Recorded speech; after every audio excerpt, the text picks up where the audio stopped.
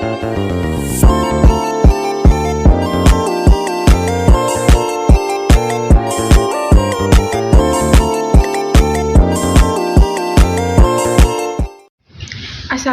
warahmatullahi wabarakatuh. Perkenalkan, nama saya Hasifah Putri Maharani dengan NPM 224111031 dari kelas Manajemen 22A. Di sini saya ingin mengerjakan tugas video mata kuliah Manajemen Operasi materi tentang manajemen proyek.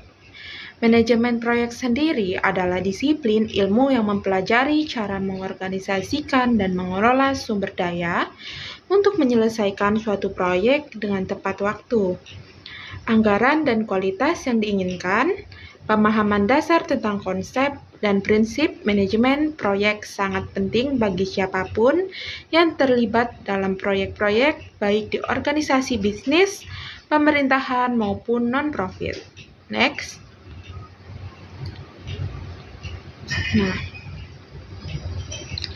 Definisi konsep manajemen proyek.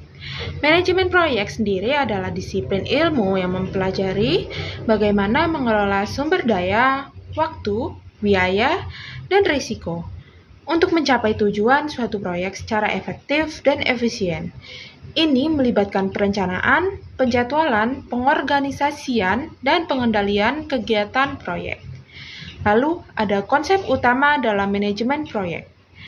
Manajemen proyek adalah memastikan tercapainya tujuan proyek untuk memenuhi ruang lingkup yang ditentukan dan menjaga agar proyek berjalan sesuai jadwal dan anggaran. Hal ini dicapai melalui koordinasi dan kolaborasi tim, komunikasi yang efektif, dan pengawasan yang ketat. Next, perencanaan proyek. Perencanaan proyek dibagi menjadi beberapa. Yang pertama yaitu mendefinisikan ruang lingkup proyek, yaitu menentukan tujuan batasan dan persyaratan proyek secara jelas. Lalu yang nomor 2 ada menyusun struktur rincian pekerjaan atau WBS untuk membagi proyek menjadi tugas-tugas kecil yang dapat dikelola. Lalu nomor 3 mengembangkan jadwal proyek, menetapkan durasi urutan dan ketergantungan aktivitas untuk memastikan menyelesaikan dengan tepat waktu. Lanjut. Penjadwalan proyek. Yang pertama ada perumusan tujuan. Untuk menentukan tujuan proyek secara jelas dan realistis adalah dasar untuk penjadwalan yang efektif. Lalu nomor 2 ada pembagian tugas. Pembagian tugas sendiri ada mengidentifikasi tugas-tugas utama dan pembagian tanggung jawab secara terperinci untuk memastikan koordinasi yang baik. Lalu ada estimasi waktu. Memperkirakan durasi setiap tugas dengan cermat berdasarkan pengalaman sebelumnya untuk menciptakan jadwal yang realistis. Next, pengelolaan sumber daya. Pengelolaan sumber daya adalah aspek kritis dalam manajemen proyek yang meliputi perencanaan, pengorganisasian, dan pengendalian penggunaan sumber daya. Untuk mencapai tujuan proyek, ini mencakup manajemen tenaga kerja, peralatan, material, dan anggaran. Manajer proyek harus memastikan sumber daya yang tepat tersedia pada waktu yang tepat untuk memenuhi kebutuhan proyek. Koordinasi yang efektif dan pengawasan yang ketat diperlukan untuk mengoptimalkan penggunaan sumber daya. Next, pengendalian proyek. Pengendalian proyek adalah proses sistematis untuk memantau kemajuan proyek, mengidentifikasi penyimpanan dan rencana untuk mengambil tindakan korektif jika diperlukan. Ini adalah elemen kunci untuk memastikan proyek tetap di jalur yang benar dan mencapai tujuan yang diinginkan. Melalui pengendalian proyek, manajer proyek dapat mengawasi kinerja anggaran, jadwal, dan risiko, serta membuat penyesuaian yang diperlukan untuk memastikan keberhasilan. Lanjut, komunikasi dan kolaborasi. Ada Komunikasi efektif. Komunikasi yang jelas dan terbuka sangat penting dalam manajemen proyek. Pastikan anggota tim memahami tujuan peran dan tanggung jawab masing-masing.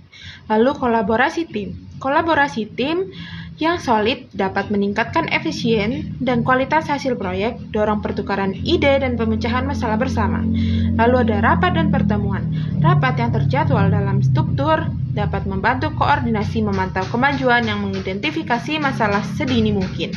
Lalu ada alat kolaborasi. Pemanfaatan alat kolaborasi seperti chat room, video conference, dan berbagi dokumen dapat meningkatkan produktivitas tim jarak jauh. Next, analisis dampak. Manajemen risiko.